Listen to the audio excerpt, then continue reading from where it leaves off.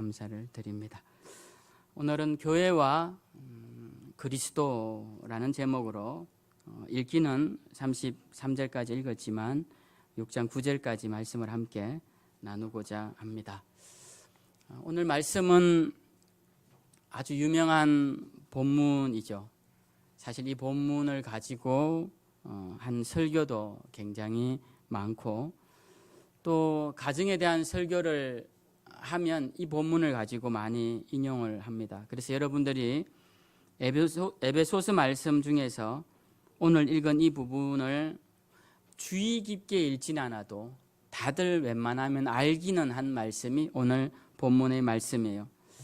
읽으면서 이걸 어떻게 다 받아들이나 싶어서 그냥 알기만 하고 넘어가긴 하지만 이걸 그대로 실천하려고 노력하기는 참 어려운 말씀 중에 하나입니다. 그래서 우리가 유명하다고 해서 잘 아는 게 아니죠. 유명하긴 하되 사실은 잘 모르는 그런 말씀이기도 하고, 또 깊이 받아들이기에 주저하는 말씀이기도 합니다. 제가 이러한 내용들을 여러분들에게 자세하게 설명드리는 것이 꼭 필요한 일은 아닐 거라는 생각 때문에 말씀을 준비하면서 많이 망설이고 또 어떻게 전해야 하나 많이 주저하기도 했습니다. 가정에 대한 설교를 해야 하지만 여긴 대부분 저보다 가정을 잘 꾸리신 분들과 또 가정을 오랫동안 꾸려오신 분들인데, 그런 분들에게 가정생활에 대해서 설명을 하고 설교를 한다는 것이 사실은 좀 주제가 되고 또 퍽 자신 있는 내용도 아니기 때문에 망설여지게도 됩니다. 그렇지만 오늘 본문이 굉장히 길고 이 5장 22절부터 6장 9절을 빼고 그 다음 내용을 설교하기에는 이 분량이 너무 커서 그래도 한 번은 설교를 해야 되겠다라는 생각을 하고 오늘 말씀을 전하게 됩니다. 이렇게 명확하지 않은 목적의식을 가지고 설교를 하면 항상 그날은 설교가 죽을 쓴다. 이게 이제 제가 경험상 얻은 결론인데요. 오늘도 여러분 밥이 맛있게 준비되어 있으니까 예배 시간은 죽을 드신다 생각하시고, 혹시 졸리시면 주무시되 표신하게는 주무시지 마시고 잘 들어보시길 바랍니다.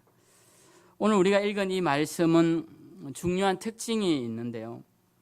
우리가 오늘 이 말씀은 일방적으로 주어지는 말씀이기도 하지만 또 한편으로는 상호적인 말씀의 내용입니다. 내용을 자세히 보시면 6부류에 대해서 권면을 하고 있습니다. 아내와 남편, 자녀와 부모, 그리고 종과 주인에 대한 6부류에 대해서 말씀을 하고 있지만 둘씩 짝을 지어서 세 관계에 대해서, 즉 세 부류의 관계에 대해서 설명을 하고 있는 말씀입니다. 첫 번째 내용이 가장 길고 가장 중심적인 내용입니다. 그 관계는 바로 남편과 아내의 부부 관계이고요. 두 번째는 부모와 자녀의 관계이고, 세 번째는 주인과 종의 관계입니다. 사실 이런 관계는 이미 우리나라의 또 논어에도 맹자에도 그리고 우리 유교에도 삼강오륜이라는 이름으로 이미 우리에게 임금과 신하의 관계, 주종이죠. 그리고 부부의 관계, 또 부모와 자녀의 관계에 삼강의 교훈을 만들어 놓고 그 아래 또 오륜의 교리도 만들어 놓아서 이 관계에 대해서 잘 설명하고 있습니다. 그럼에도 불구하고 우리가 잘 아는 관계이지만 성경은 오늘 우리에게 또다시 이 부분에 대해서 성경의 방식으로 우리에게 권면하고 있습니다. 이 말씀을 보면 가장 먼저 이렇게 권면합니다. 아내들이여 자기 남편에게 복종하십시오라는 권면이에요. 자, 여러분 오늘 여기 아내분들이 많이 계신데 남편에게 복종하시기를 부탁드립니다. 제가 이럴 줄 알았어요. 아멘을 아무도 안 하시네. 네, 제가 이럴 줄 알고 제가 눈을 마주치지 않고 한 것은 아멘이 안 나올 것 같아서 제가 그랬는데, 자, 불편하시죠? 자, 이 불편한 메시지가 성경에서는 아내들에게만 하고 있는 말씀이 아니라는 겁니다. 자, 또 나아가서 설명합니다. 남편들에게 25절에 남편들아 아내 사랑하기를 교회를 위해 자신을 주신 예수님처럼 사랑하라 라고 되어 있습니다. 우리 여기 모인 남편분들에게 제가 한번 부탁을 드립니다. 아내 사랑하기를 자기 몸처럼 사랑하시길 주님의 이름으로 부탁을 드립니다. 아멘. 역시 남자들이 좀 더 마음이 넓고 관용적인 것 같습니다. 여기 성경에도 보면 자기 아내를 자기 몸처럼 사랑하라라고 남편들에게 권면하고 있습니다. 어느 쪽이 되었던 둘 다 불편하긴 마찬가지입니다. 남편에게 복종하는 것도 순종하라는 말도 불편한데 복종하라는 말이 더 불편하고, 그리고 사랑하라는 말도 그냥 사랑하는 것도 힘든데 자기 몸처럼 사랑하라라는 말도 사실은 다 하기 어려운 행동이기는 합니다. 그렇지만 성경은 우리에게 이렇게 권면하고 있습니다. 근데 이 권면은 반드시 상호적으로 이루어져야 한다라는 것입니다. 우리는 성경에서 사람들이 아내들에게 성경에 남편에게 복종하라라고 되어 있으니 당신은 나에게 복종해라고 말하는 도구로 이 성경을 인용하지 않기를 원합니다. 그리고 아내들도 성경이 아내를 자기 몸처럼 사랑하라라고 하는데 나를 사랑해라는 도구로 이 말씀이 인용될 필요는 없습니다. 이 말씀은 전적으로 서로 상호적이다라는 것입니다. 당신이 나를 사랑하고 나는 당신의 말을 존중하고 당신의 말에 경청하고 순종하겠습니다. 이렇게 가는 거죠. 그리고 당신이 나의 말에 순종하고 나도 당신을 사랑하겠습니다 라고 또 서로가 그렇게 고백이 일어나야 합니다. 이것은 서로가 한쪽에서만 복종만 한다고 해서 이 관계가 완성되는 것이 아닙니다. 예전 제 어릴 적 시절 시골에는 가부장적 사회가 만연한 곳이었습니다. 또 이런 경상도 지역이라 더더구나 가부장적이었고, 바닷가라 더 가부장적이었고, 또 시골이라 더 가부장적이었습니다. 그래서 동네에는 아무것도 하지 않아도 늘 아내에게 당당한 남편들이 많았습니다. 아내들은 나가서 일도 하고 생계도 꾸리고 자녀도 낳고 자녀도 양육하고 그 어려운 생활을 하면서도 늘 남편에게 매를 맞고 또 일방적인 순종, 복종을 강요하는 그런 사람들이, 가정들이 주변에 굉장히 많았습니다. 그것을 볼 때 우리가 성경의 말씀을 가지고 아내들은 남편에게 복종해야 되니까 복종해야 된다라는 말씀을 거기에 적용하는 것은 옳지 않습니다. 이 복종은 반드시 어디가 이루어져야 되냐면 남편이 아내를 사랑하는 사랑의 마음이 함께 이루어질 때 그 관계가 완성이 되는 것이요. 그 관계가 완성이 되지 않을 때 복종만을 하는 것은 올바른 관계가 아니라는 것입니다.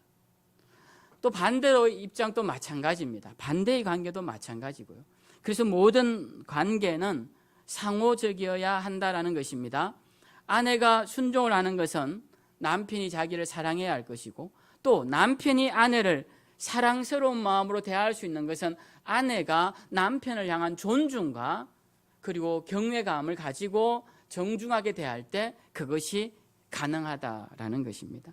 그것을 오늘 우리들은 잊지 말아야 합니다. 그런데 그렇게 되기 위해서는 누군가가 먼저 해야 되겠죠.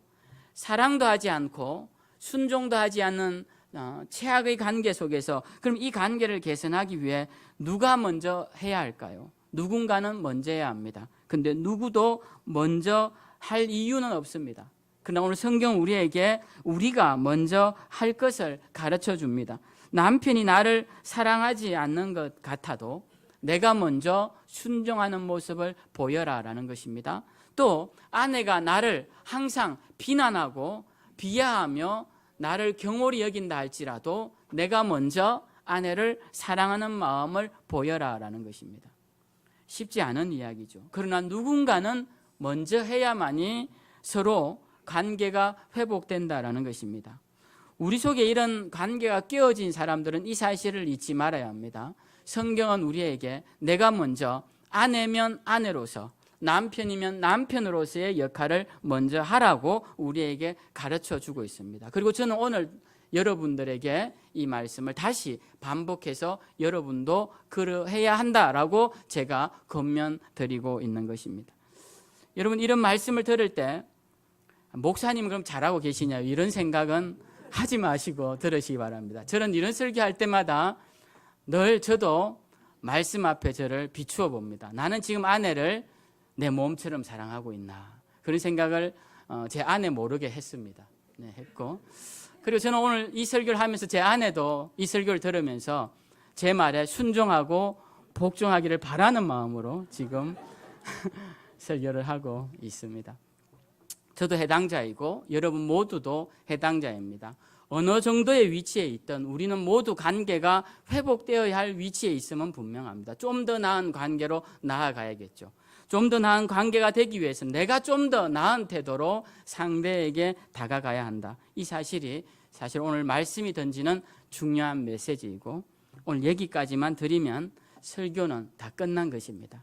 그래서 오늘 이 말씀 잘 기억하시고, 물론 설교는 끝내지 않지만 이 말씀의 핵심은 여기까지다라는 거 먼저 기억하시고 이 말씀을 기억해 주시면 고맙겠습니다. 근데 오늘 본문의 중요한 특징은 이제 또 하나의 특징은 무엇이냐면, 오늘 말씀에 보면 32절에 이렇게 말씀합니다. 이 비밀이 크도다. 나는 그리스도와 교회에 대하여 말하노라 라는 것입니다. 사실 사도 바울은 이런 말할 자격이 있는 사람이 아니에요. 가정을 이루은 것도 아니고 뒤에 자녀를 낳은 것도 아니고 사람들에게 모델이 될 만한 그런 가정을 이룬 사람이 아닙니다. 그래서 바울이 이 이야기를 하는 데는 이유가 있어요. 어떤 이유냐면 그리스도와 교회에 대해서 말하기 위한 비유로서 이 부부의 비유보다 더 좋은 것이 없더라는 겁니다. 그래서 사도 바울은 교회에 온통 마음이 쓰인 사람으로서 교회에 대한 이야기를 더 잘하기 위해 어떤 비유를 꺼냈느냐? 바로 부부에 대한 비유를 꺼낸 것입니다. 우리가 좋은 가정을 이루고 부부관계를 이루었습니다. 그렇다면 이 모습을 교회와 그리스도로 한번 비추어 생각해 보자라는 것입니다. 오늘 비유는 그리스도와 교회, 예수님과 교회에 대한 비유입니다. 그러면 그리스도와 교회는 어떻게 돼야 될까요? 그리스도는 남편이 되고 교회는 아내가 되어야 한다라는 것입니다. 그러면 남편과 아내로서 가장 행복한 모습은 어떤 모습이냐? 오늘 제가 읽어드린 32절 말씀입니다. 32절에 보면 이 비밀이 크도다. 나는 그리스도와 교회에 대하여 말하노라 라고 말하면서 31절에 그 비밀이 뭔지를 설명합니다. 그 비밀이 이것입니다. 그러므로 사람이 부모를 떠나 그의 아내와 합하여 그 둘이 한 육체가 될지니. 한 육체가 되는 것이 비밀이라는 것이에요. 한 육체가 되는 것이 가능한 일입니까? 불가능한 일입니다. 우리가 서로 사랑해서 꼭 껴안아도 한 육체 같지만 금방 떨어지죠. 우리는 한 육체가 될 수 없습니다. 우리의 육체는 금방 두 개가 되는 것이죠. 그런데도 불구하고 부부는 한 육체가 된다라는 이 의미는 그만큼 친밀하여 하나의 몸과 같다라는 의미인 것입니다. 그리스도와 교회는 어떤 관계냐? 이렇게 하나가 된 관계, 바로 부부의 관계처럼 뗄래야 뗄 수 없는 친숙한 관계, 사랑스러운 관계가 바로 교회와 그리스도의 관계가 되어야 된다라고 사도 바울은 설명하고 있는 거예요. 그래서 오늘 주시는 말씀은 교회가 어떤 교회가 되어야 되느냐? 그리스도와 하나 되는 교회가 되어야 된다. 이걸 강조하고 있는 말씀입니다. 부부처럼.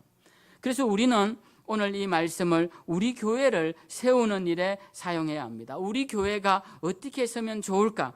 우리는 교회와 그리스도의 관계를 보통 저도 자주 사용하지만 주종관계로 많이 설명을 합니다. 주종관계. 그리스도께서 우리에게 명령하시면 우리는 그냥 생명을 다 바쳐서 그렇게 충성하는 주종관계로 설명하지만, 성숙된 유비는 대부분 어떤 관계로 설명하냐면 부부의 관계로 설명합니다. 구약의 예언자들도 이스라엘 백성들을 하나님과 친밀한 관계로 설명할 때 물론 하나님의 소유된 백성이요 종이요 라고 말을 하고 인치신 자들이라고 하지만 더 성숙한 유비는 너희는 하나님의 거룩한 신부다라고 말을 합니다. 그래서 요한계시록에서도 예언이 완성된 예루살렘의 모습을 단장한 신부 같은 예루살렘이라고 표현하고 있는 것이에요. 그래서 교회와 그리스도의 가장 성숙되고 가장 완성된 단계의 가장 지구한 단계의 모습은 부부간의 모습처럼 되어야 한다라는 것입니다. 여러분, 부부는 어떻습니까? 제가 방에 앉아 있으면 제 방문을 노크도 없이 벌컥벌컥 여는 사람이 있습니다. 여러분 누군지 아시겠죠? 그 사람은 그러한 특권을 가지고 있는 사람입니다. 그 사람은 그러한 특권을 부부가 된 이상 가지고 있는 사람이에요. 전 녹화하지 않았다고 뭐라 하는 게 아니라 그만큼 특권이 있는 사람입니다. 그 사람과는 특별한 관계예요. 그 사람은 좋은 말을 할 수도 있고 싫은 말을 할 수도 있고 다른 사람에 대한 험담도 하기도 하고 다른 사람에 대한 자랑도 하기도 하고 모든 기쁨과 모든 슬픔을 누릴 수 있는 사람이 바로 아내인 것이죠. 그 사람 앞에서는 옷을 함부로 입고 있다고 해서 불편하지 않습니다. 그죠? 속옷바람으로 있다고 해서 불편하지 않아요. 우리가 그리스도와 교회의 관계는 바로 이런 관계입니다. 그리스도와 교회 관계는 그렇게 친밀해서 모든 것이 이해되고 용납되지만 누구보다도 그리스도의 편에 서는 사람들, 그게 바로 교회의 모습이죠. 여러분, 부부 간에 조심해야 할 것이 있습니다. 저 상대의 부부와 내가 갈라지고 싶어요. 그러면 그 만나는 사람의 배우자의 욕을 하면 됩니다. 그러면 굉장히 분노해요. 자, 우리가 상대방을 멸시하는 태도 중에 하나가 그 사람의 배우자를 멸시하는 겁니다. 아내 된 사람에게 남편을 멸시해주고 그 아내 보는 데서, 그리고 남편 앞에서 아내를 멸시하면 그 사람은 자기가 당한 멸시보다 더 큰 괴로움을 받습니다. 금방 갈라지게 돼요. 그러면 그 아내는 남편을 위해 자신을 항변하고 또 남편은 아내를 위해 또 항변하게 됩니다. 그건 부부의 당연한 이치인 것이죠. 여러분, 우리가 그리스도와 교회가 부부관계라는 것은 우리는 누구보다도 그리스도의 편에 서야 하는 사람들이다라는 것입니다. 그리스도의 편에 서서 그분의 마음을 이해해주고 그분의 뜻을 이해하고 그분의 뜻을 따라 살아가야 할 가장 첫 번째 사람들이 바로 우리 그리스도에 속한 교회의 모습이다라는 겁니다. 그래서 우리가 속한 교단을 그리스도교라고 말합니다. 이 그리스도를 한자어로 음력해서 기독, 뜻은 아무 의미가 없습니다. 그냥 기독이 그리스도라는 말과 비슷하기 때문에 기독교라고 우리가 부르는 것이죠. 우리는 그리스도를 믿는 사람들입니다. 그리스도, 그분에 의해서 좌지우지되는 사람입니다. 그분이 우리의 생의 주관자 되시고 우리 판단의 기준이 되시는 분이에요. 왜? 우리는 그분의 신부이기 때문에 그렇다라는 것입니다. 조금 편하게 계셔도 돼요.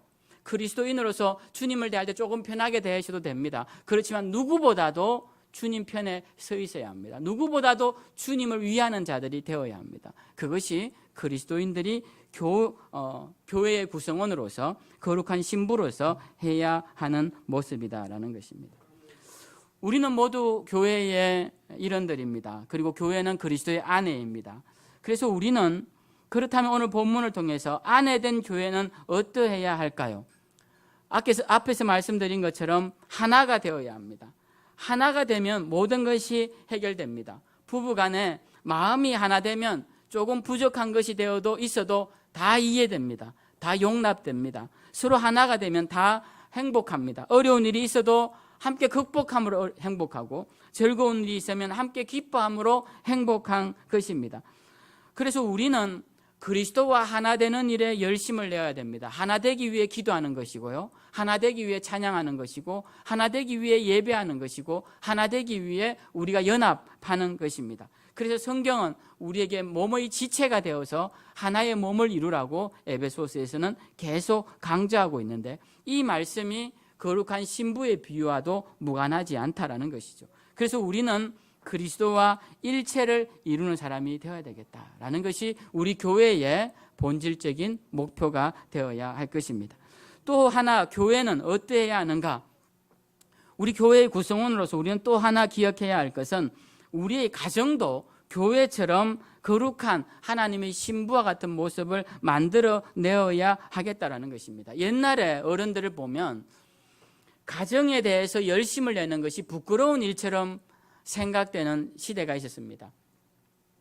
가정을 위해서 애쓰고 아내를 자랑하고 아내를 높이고 자녀를 높이고 자녀를 위해 애쓰는 일이 부끄러운 일처럼 생각되던 시절이 있었습니다. 그러나 성경은 우리에게 가정을 잘 가꾸는 것이 그리스도인의 분명히 나아가야 할 모습이라고 말하고 있습니다. 그러면 가정을 잘 가꾸는 것은 어떤 것일까요? 오늘 말씀처럼 아내는 남편을 존중하고, 자, 여러분, 우리가 이 성경은 여인들의 행동에 대해서 굉장히 삼가할 것을 강조하고 있습니다.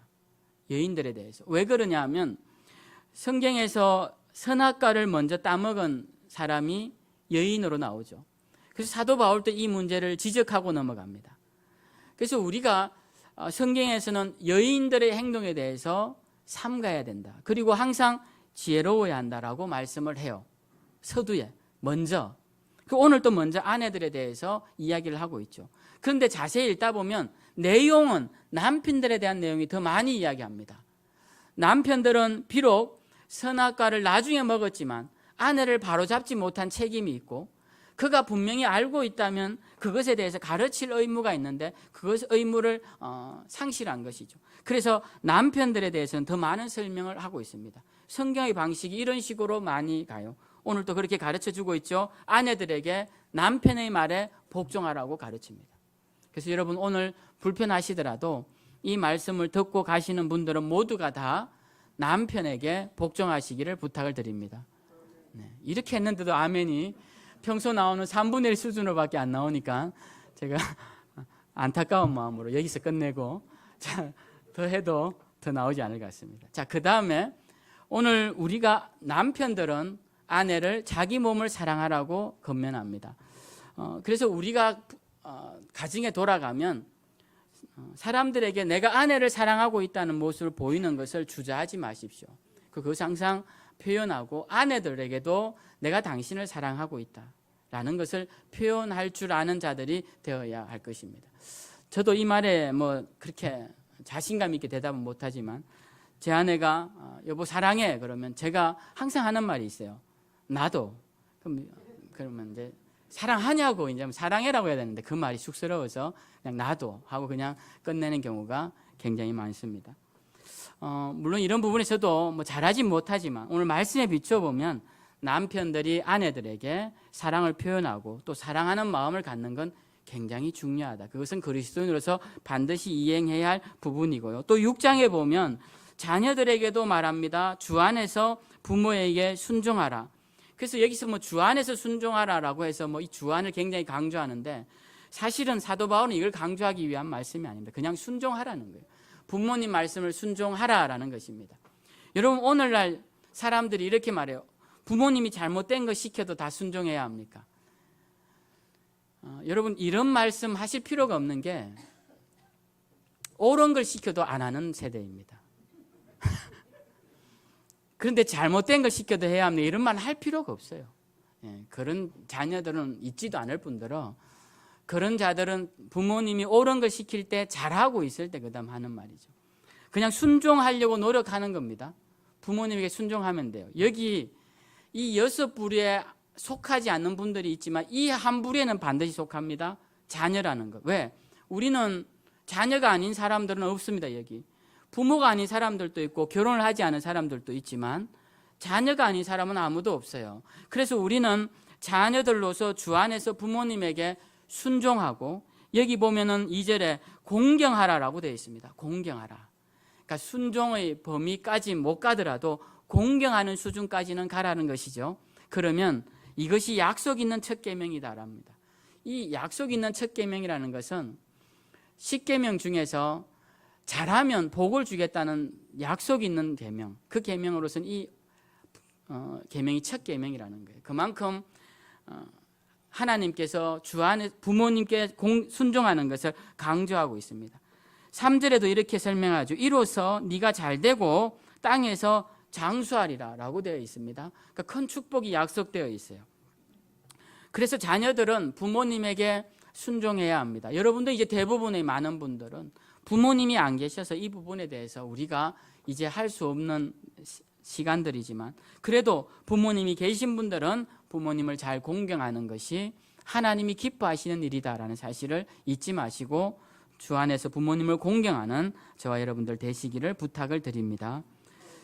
그 다음에 4절에 보면 아비들아 너희 자녀를 노엽게 하지 말고 주의 교훈과 훈계로 양육하라 라고 말씀합니다. 좋은 가정을 이루기 위해서는 부모들도 자녀들에게 주의 교훈과 훈계로 양육해야 합니다. 우리가 교훈과 훈계로 하라고 하니까 이 교훈과 훈계를 잘합니다. 사람들 대부분의 자녀들 훈계 잘하죠. 앉혀놓고 또는 뭐 세워놓고, 저도 훈계를 아이들 어릴 때 많이 했습니다. 훈계를 잘하는데 훈계를 어떻게 해야 되는지에 대해서는 잘 모릅니다. 오늘 말씀해 보면 주의 교훈으로 훈계하고 양육하라고 되어 있습니다. 주의 교훈으로, 그러니까 주의 말씀으로 잘 양육해야 될 것이고, 그리고 노엽게 하지 말라고 되어 있습니다. 이 노엽게 하지 말라는 말은 쉬운 번역에는 상처 주지 말고라고 되어 있습니다. 우리가 자녀들 양육할 때 부모님들이 상처를 굉장히 많이 줍니다. 사실 많은 정신질환자들의 그 상처받아서 상담하러 온 분들은 부모님에게로부터 받은 상처라고 해요. 제가 방 원장님에게 직접 들은 이야기입니다. 정신과 상담을 받으러 오는 사람들이 대부분은 상당수가 부모로부터 받은 상처 때문에 상담을 많이 받으러 오고, 그 부모로부터 받은 상처를 상담받는 사람의 80%가 아버지로부터 받은 상처를 이제 상담한다고 들었습니다. 저도 깜짝 놀랐습니다. 여러분, 아버지들로부터 왜 이렇게 상처를 받을까요? 아버지들은 사실 많이 교훈하지도 않고 많이 훈계하지도 않고 대부분은 어머니들이 훈계하는데 왜 그럴까요? 아버지들의 훈계 방식은 가끔씩 하는데 문제는 상처를 주더라는 겁니다. 상처를 주더라는 거예요. 한 번 말을 하는데 참았다고 해서 그런지 상처되는 말을 막 쏟아내요.